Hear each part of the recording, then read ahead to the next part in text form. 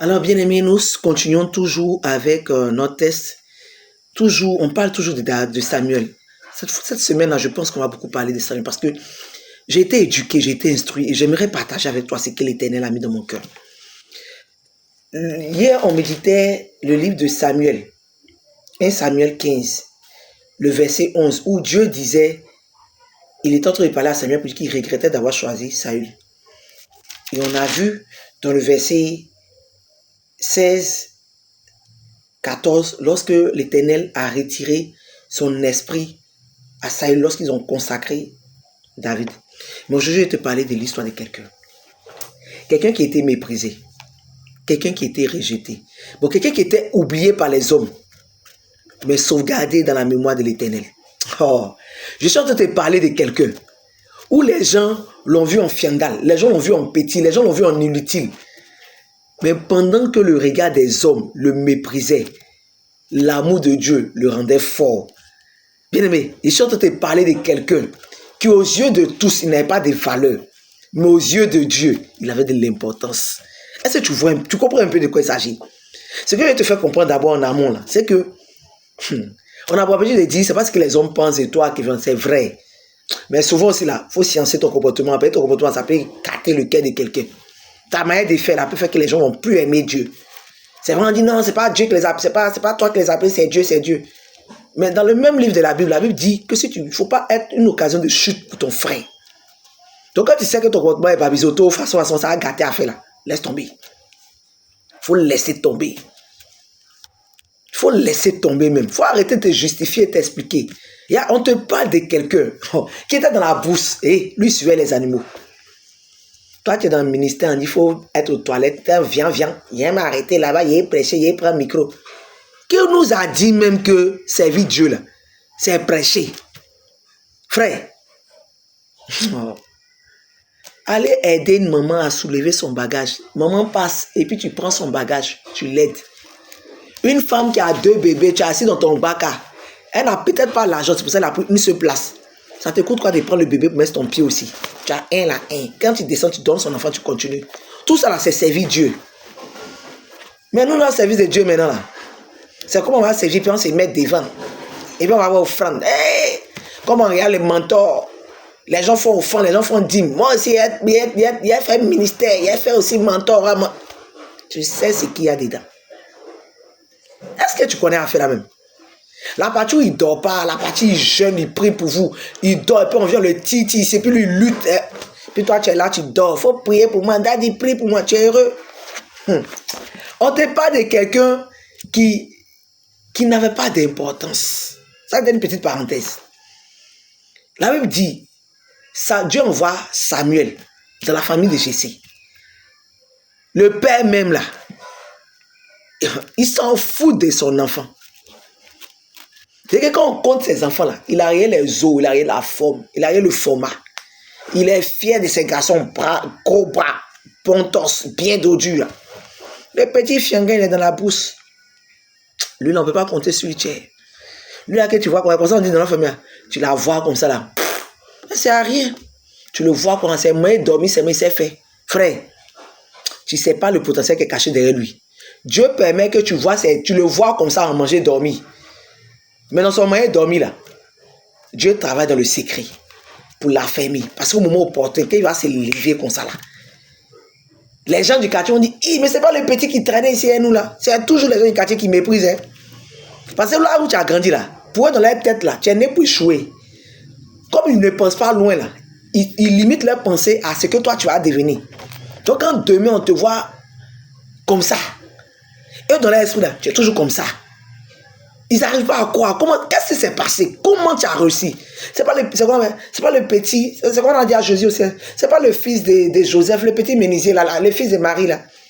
Juste parce qu'ils ont vu peut-être un enfant qui marchait souvent sans chaussures, qui peut-être portait t-shirt et courait, on lui a accordé aucune valeur. C'est comme ça, ton cas aussi. Mais attends, te dit quelque chose. C'est pas parce que ça te dit ça que tu as pensé que non, comme on m'a méprisé là, Dieu va forcément m'élever. Hey, Dieu élève quelqu'un qui a un cœur pur. Il élève quelqu'un qui épouse sa vision. Il élève quelqu'un qui remplit ses conditions. Et je comprends un peu. Donc, il ne faut pas te mettre dans cette gamme de non, on m'a maltraité, on m'a humilié. Donc, comme la Bible dit que c'est lui qui est maltraité, rejeté la pierre angulaire. C'est faux. Hein. Il ne faut même pas te blaguer, c'est faux. Quand tu regardes la vie de David, là, la Bible dit que David, malgré cela, son cœur était pur, il était dans la brousse. Il luttait les animaux là-bas. Pendant que son père l'envoie en brousse, il est là-bas. Il aurait pu dire, reste à la maison. Non, moi, je ne vais pas y rester à la maison. Pourquoi toujours c'est moi? Pourquoi toujours c'est moi? Moi, il vient là, tous les jours, c'est moi, ici, chaise. Quand il est ici, chaise, là, vous venez vous casser. Quand il est ici, chaise, là, vous déplacez. Quand il fait ça, là, vous faites ça. Hein? Tu es toujours en train de te plaindre. Tu fais pour qui? Va méditer un peu Colossiens 3, là-bas, on t'est parlé.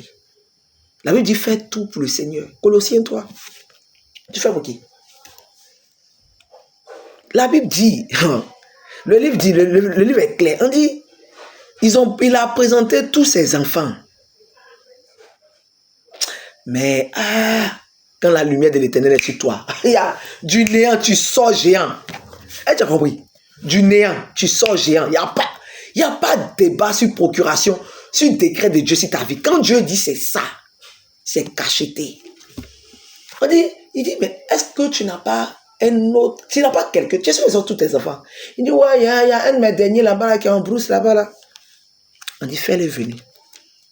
Frère, quand la lumière de Dieu est sur toi, à 1000 km, on répète déjà. C'est comme ça que les gens ont vu l'étoile de Jésus. Dès qu'il est venu, Dieu dit, c'est lui, c'est lui, c'est lui, c'est lui. C'est lui. Je vais lire la partie là. On dit, puis il ajouta, sont-ils tous là? Non, répondit Jessé. Il y a encore le plus jeune David qui garde les moutons. On donne sa fonction. On dit, lui là, il garde moutons. Envoie-le le chercher, ordonna Samuel. Nous ne commencerons pas le repas sacrificiel avant qu'il soit là. Jessé le fit donc venir. Le jeune homme avait le teint clair, un regard franc et une mine agréable. Et voilà les caractéristiques que Dieu recherche. Sois rempli de joie, un cœur pur. Sois franc, fidèle et juste dans ce que tu fais.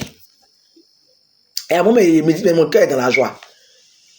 On dit, Dieu dit, c'est lui, consacre-le comme le roi, consacre-le comme le roi. Il dit, Seigneur, Dieu est bon. Donc, regarde, ce que tu vis là, c'est rien. Toi, garde ton cœur pur. Continue de servir Dieu avec amour. Continue de faire du bien. Ne te lasse pas de faire du bien parce que les gens t'ont méprisé. Les gens n'ont pas été... Continue de faire du bien. Il ne faut pas gâter l'œuvre quand tu es en train de s'aimer dans ta vie. Et puis, c'est que tu donnes aux gens la même. Et c'est pour toi. C'est Dieu qui te permet d'arriver. Donc, vas-y. On dit consacre-le. Samuel prit l'huile et le versa sa tête pour le consacrer en présence de ses frères. L'Esprit du Seigneur s'empara de David et fut avec lui dès ce... Oh, frère. L'Esprit du Seigneur s'empara de lui et fut avec lui dès cet instant. Il avait déjà la force. Il a eu la puissance de cet esprit. Hey. Oh, il dit, mon cœur est dans la joie. Parce que je sens qu'il y a quelque chose qui a été dépassé très bientôt. Je sens dans mon cœur qu'il y a quelque chose de grand qui va se produire dans ta vie. Pas parce que tu étais méprisé, mais parce que tu es resté fidèle à l'Éternel. Pas parce que tu étais humilié, mais parce que tu es resté juste dans l'opération avec l'Éternel. Pas parce que tu étais rejeté, mais parce que ton cœur n'a pas été souillé de quelconque manière, aucune colère. Sans crainte, tu as aimé l'Éternel de tout ton cœur. Oh, je peux sentir dans mon cœur que c'est le temps, c'est le moment. Dieu va te repérer, Dieu te repère maintenant. Il nous repère maintenant. La grâce de Dieu va souffler sur notre vie. Frère, est-ce que tu crois? Moi, je crois. Je crois. Du néant, il est devenu géant. De la brousse, il est devenu héros. Il n'y a pas deux personnes qui peuvent t'élever autant, si ce n'est que Dieu. Les hommes ont montré Saül. Mais Dieu a révélé ça à David. Il a dit, ne cherche pas ce qu'on te montre. Cherche à ce que l'Éternel te révèle aux yeux de tous. Ce que les gens peuvent dire de toi, c'est pour eux. Cherche à savoir qu'est-ce que Dieu retient de toi. Et puis toi-même, qu'est-ce que tu présentes aux yeux du monde. Sois un modèle de vie. Ah, Jésus. Je prie que, Père, quelqu'un soit connecté à cette grâce que tu es en train de déborder dans ton cœur. Ah, Jésus. Je bénis Dieu pour ta vie. Allez, Père de joie, on continue encore avec Samuel demain. On continue encore.